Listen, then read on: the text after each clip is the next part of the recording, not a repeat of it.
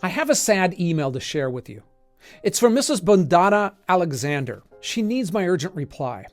Her husband was murdered by Russian army troop. It was so very terrible. He was a successful farmer, and she acknowledged very well that her husband deposited $1.7 million into an account, and she solicits for my honest assistance to get it out. For many people, Nigerian prince letters were the internet's first real scam. The setup was always the same. Someone had millions of dollars trapped in a bank account, usually inherited, and needed your help to get it out. In return, you'd get to keep a healthy cut, but you'd soon learn that there were small fees and taxes and bribes and paperwork to get paid before you finally became a millionaire. And they were kind of funny because, well, they were just stupid.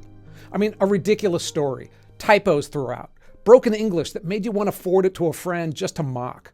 I mean, I almost felt bad for the wannabe scammers because they evidently couldn't even find somebody to correct their English. But as it turns out, they weren't the naive ones. I was. Because they emailed millions and millions of these out. And if their scam sounded reasonable at all, they'd have thousands of replies to deal with. Those crappy emails weren't trying to fool even modestly intelligent people. They were filtering them out. The people who believed it, they were the perfect targets. Those stupid emails helped steal an estimated $2.5 billion from people around the world, a few $1,000s at a time. And that's just the tip of the Nigerian iceberg.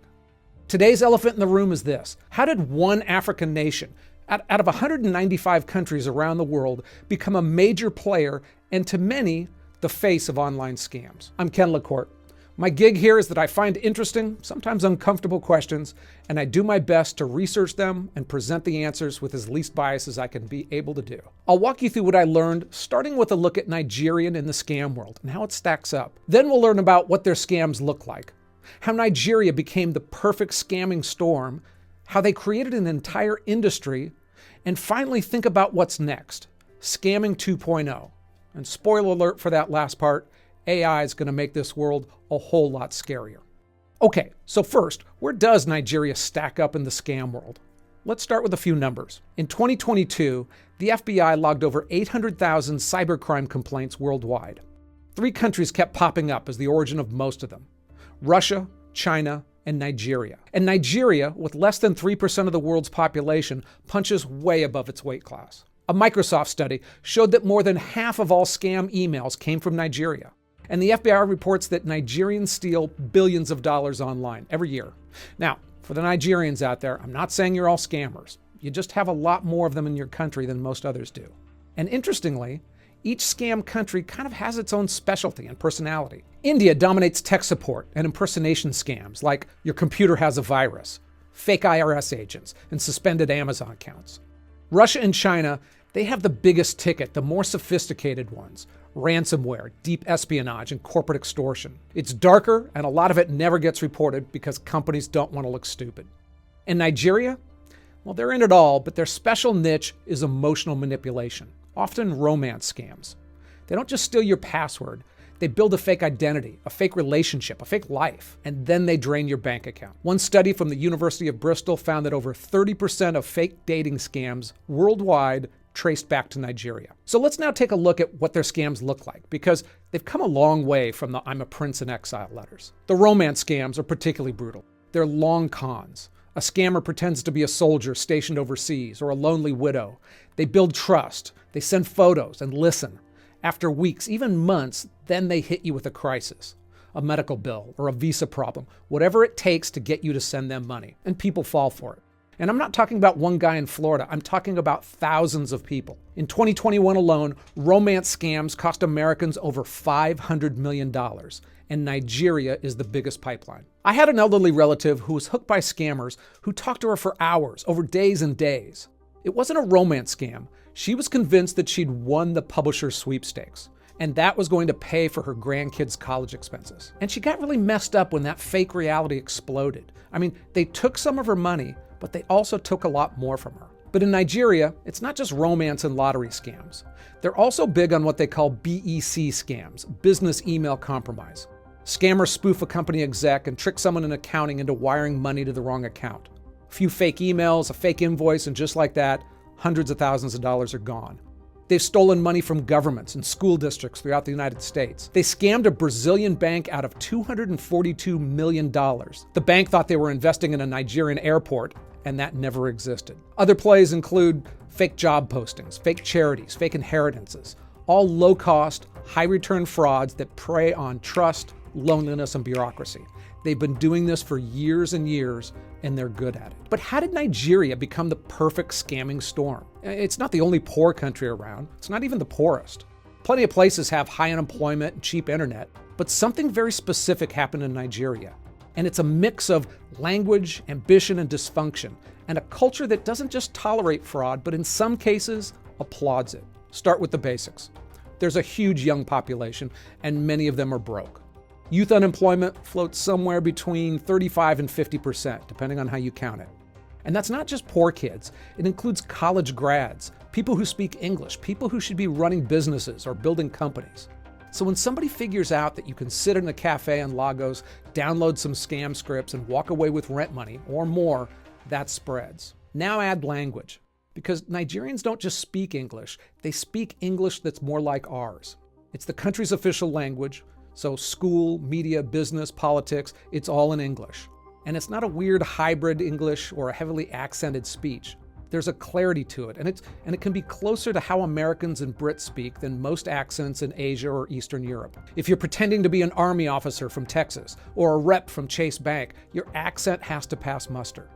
But here's where Nigeria really pulls away from the rest of the world, and it's not about money or tech. And it's the case that I'm discovering in so many of these videos, it's about culture. Because in parts of Nigeria, scamming doesn't just happen, it thrives in the open. Many scammers call themselves Yahoo boys, and they're not laying low. They're throwing parties, buying cars, sitting in the VIP sections at clubs, and people treat them like ballers. There's an actual Yahoo Boy Awards banquet where the biggest fraudsters of the year, they get trophies and applause and bottle service. One year it went bad for them and ended up in arrests, but Yahoo boys live large. Some church pastors have even blessed their earnings. Not metaphorically, literally. One popular preacher said that people shouldn't judge flashy young men because maybe God had blessed them through online work. And that wasn't irony, it was validation. There are songs on the radio praising scammers. Nigerian artists rap about swindling Westerners and living the high life. The clubs don't turn them away, the politicians don't crack down. In some cases, those people even benefit from the money floating back into the local economies. And underneath it all is a narrative that makes the hustle feel righteous. The Western world looted Africa for centuries. You colonized us, you stole our resources, now it's payback time. That mindset isn't universal, but it's not rare either, especially among people who feel completely locked out of the formal economy. They're not breaking the rules in their mind, they're gaming a rigged system. And when that mindset becomes normalized, when it's in the music, the sermons, the clubs, you stop seeing fraud as fraud. It becomes a hustle or a talent. Law enforcement? I mean, look, every poor country has corrupt cops, but Nigeria's police force is particularly weak when it comes to digital crime. The EFCC, their cybercrime agency, they make arrests, but they're often for show. Most scammers don't get charged, and everyone knows it. All of that led to Nigerians who created an industry. These aren't random teenagers firing off emails from a cyber cafe for the most part. It's more of a business, organized, scalable, more like an industry. There are Telegram and WhatsApp groups where scammers swap tips like trading stock advice. They have romance scripts, fake CEO profiles, phishing templates, passport generators, shell company guides, even downloadable invoice kits ready to send off to school districts in Michigan or a law firm in London. It's turnkey fraud. And in Nigeria, they don't just learn this stuff on YouTube. There are actual recruitment pipelines, informal Yahoo academies where pros walk you through the playbook. How to pick the right victim, how to build emotional rapport, how to spin stories just believable enough to land. And they're not rare. In a single bust last year, Nigeria's police raided a cybercrime camp and arrested 25 students on the spot. Their laptops were loaded with fake websites and scam scripts ready to go.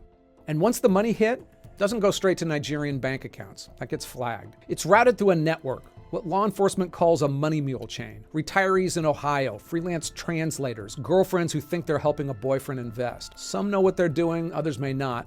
But either way, by the time anyone notices, the trail's cold and the cash is gone. And here's the uncomfortable truth that makes it all work. The return on their investment is high, and the risk of getting caught, it's low.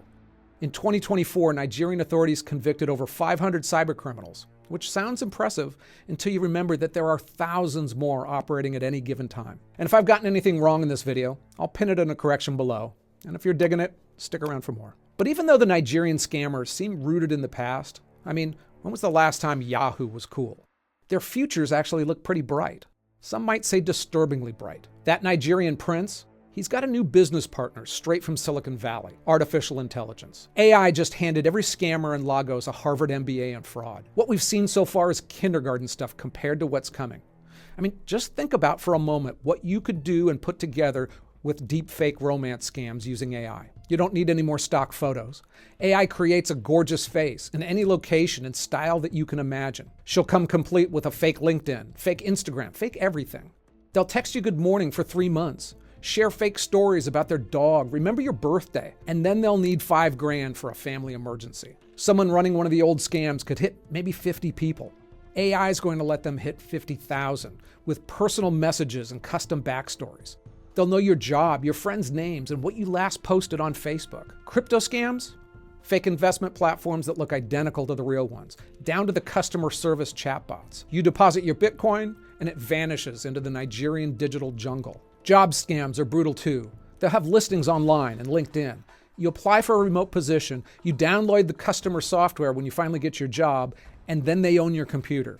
Every password, every bank account, every embarrassing photo you thought was private. Nigeria's EFCC still does their flashy raids, arresting guys in their underwear, seizing Lamborghinis.